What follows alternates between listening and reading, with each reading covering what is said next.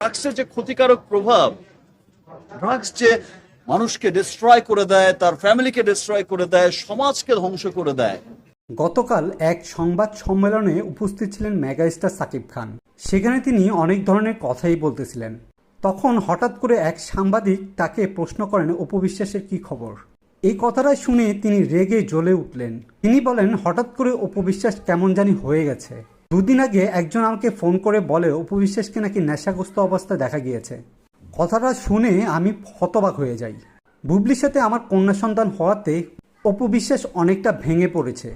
কিন্তু অপু বিশ্বাস ভাঙার তো কোনো কারণ নেই, কারণ তার সাথে আমার অনেক আগেই ডিভোর্স হয়ে গেছে, তার সাথে কোনো সম্পর্ক আমার নেই। তাহলে এতদিন পরে এসে কেন সে ভেঙে পড়বে, তার কষ্ট লাগবে, এমনটা হওয়ার কথা না।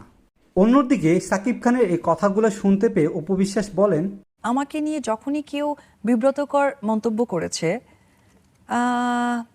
পরবর্তী সময় তার জীবনে সে বিব্রতকর নিজেই করেছে। আমাকে নিয়ে যারা যারা সবসময় বাজে মন্তব্য করে আসছে, দিন শেষে এই কথাগুলো তাদের উপরেই রটে। আমার কিছু আসে যায় না। সাকিব খান আমার সাথে থাকুক আর না থাকুক, আমার কিছু আসে যায় না।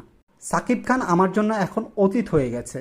আমি আমার সব অতীত মুছে দিয়ে নতুন করে বাঁচতে চাই, নতুন করে জীবন গড়তে চাই। আমার জীবন কিন্তু সুন্দরভাবেই চলে যাচ্ছে। অতএব সাকিব খান থাকুক আর না থাকুক, আমার কিছু আসে যায় না। ভিউয়ার্স, এই বিষয়ে আপনাদের কোনো মন্তব্য থাকলে তা কিন্তু কমেন্ট করে জানাতে ভুলবেন না।